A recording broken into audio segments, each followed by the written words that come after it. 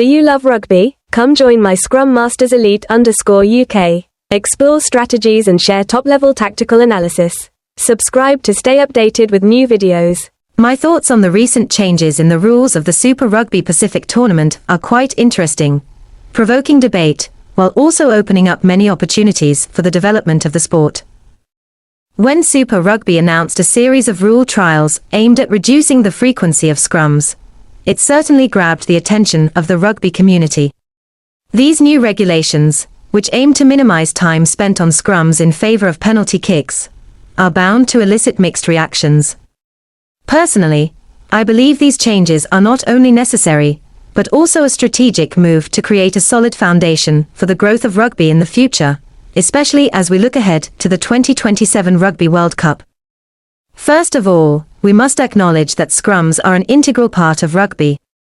They showcase physical strength, strategy, and competitive spirit.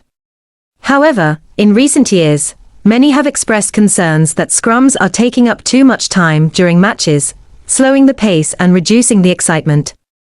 Rule trials such as replacing scrums with penalty kicks, along with allowing players to make quicker ball touches, are clearly aimed at reducing these scrummages. This, in turn, encourages faster, more dynamic play and opens the door to creative attacking opportunities, which are crucial in attracting spectators.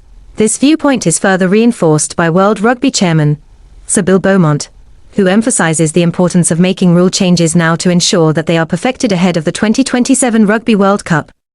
I agree with this stance, because we cannot allow the development of such a major sport like rugby to stagnate due to delays in implementing new regulations.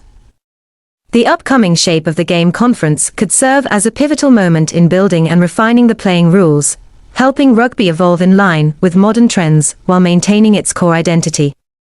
However, these changes are not without controversy, especially given the concerns that rugby may start to resemble rugby league.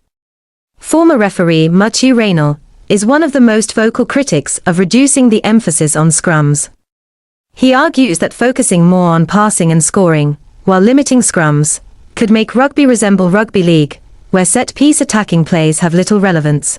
I understand this perspective, especially from those who appreciate the drama and tactics inherent in scrums, seeing them as the soul of rugby. But personally, I believe that the evolution of a sport cannot solely rely on traditional elements. It must adapt to meet the demands of the times. Rugby, like any other sport, must constantly evolve to maintain its appeal and grow. Yes, scrums are an important part of the game, but if they become a time-consuming element that doesn't add significant value to the match, finding alternatives is necessary.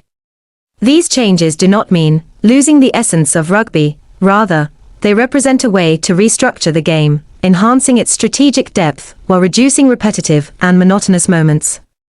Robinson's perspective on the game between Australia and South Africa last year is also worth noting. He pointed out that despite the changes in the rules, rugby is still thriving and delivering great matches.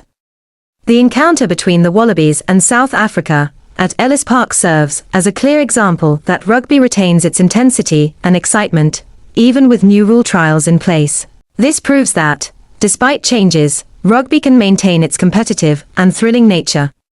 If we look at the success and growth of rugby worldwide, it's evident that the sport is making steady progress and continually innovating. Furthermore, the growth of women's rugby is another bright spot for the sport. The Women's Rugby World Cup has proven that rugby is not only thriving among men, but is also expanding to women, with exciting and high-quality tournaments. This demonstrates that rugby can thrive on both sides of the pitch, and rule changes could create opportunities for new players and rising teams to stand out on the international stage. I understand that change always comes with uncertainty. And eliminating scrums might be a bold decision. However, I believe that adapting to the times, improving, and innovating in playing styles will be the key for rugby to not only maintain, but also grow stronger in the coming years. If executed thoughtfully and carefully, these changes will help rugby grow, not just at the international level, but also in the hearts of fans. Thank you for watching my Scrum Masters Elite_UK. Let's explore more rugby tactics together in the upcoming videos. Hit subscribe to stay updated with the latest videos.